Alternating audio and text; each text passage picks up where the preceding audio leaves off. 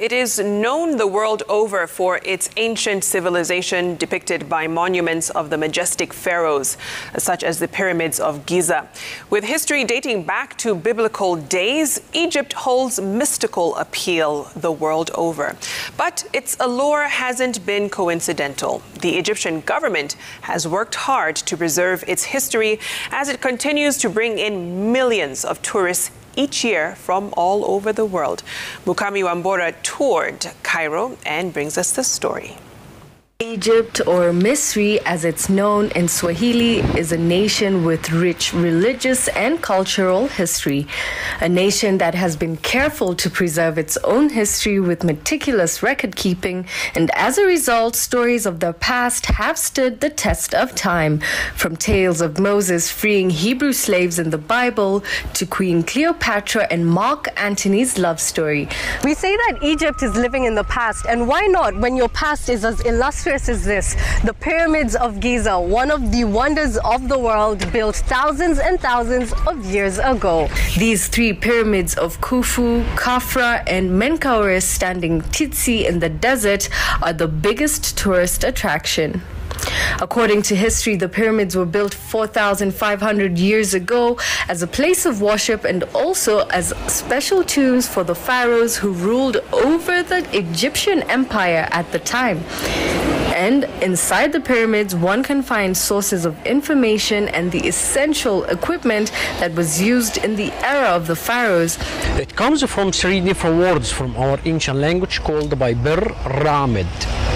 Pyramid, it means the way to the god Ra. Who was god Ra? Was the sun god. So the ancient Egyptians, they worshipped the sun, they call it by god Ra. They related all their life with the sun in that time. So that's why when the sun rising in the east side of the Nile, the ancient Egyptians, they consider it was the source for the life there. Too many people you come here. You love the pyramid. You mean 6 small and then 3 big, a total 9 pyramid here? Government data indicates that before the COVID-19 pandemic, Egypt would attract 14.5 million visitors each year, and 2.5 million people were working in the tourism industry, making tourism one of the key driving sectors of the Egyptian economy. An economy that is unable to rely on some of the more typical sectors, such as agriculture, due to its large desert landmass. Like other nations, Egypt saw a massive drop in tourist numbers throughout the COVID-19 pandemic. There were hopes for a revival as the restriction eased. However, the crisis between Russia and Ukraine has cast a shadow on the tourism sector in Egypt, with a third of the country's tourists coming from the two nations.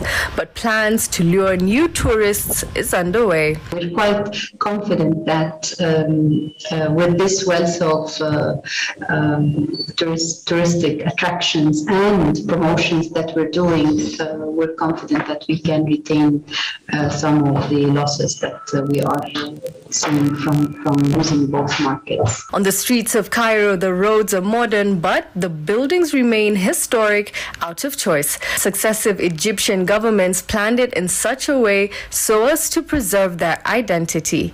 Even elevators built decades earlier are still being used in most buildings. This is history of my country. There's many people in Europe coming, all like same like this design. You have history of that. We don't change. You understand? Tourism accounts for nearly 9% of the country's GDP, whilst in Kenya, tourism contributes about 4.4% as per 2021 numbers. Seeing how the pyramids have been preserved and used to further the national economy, there are lessons Kenya can learn.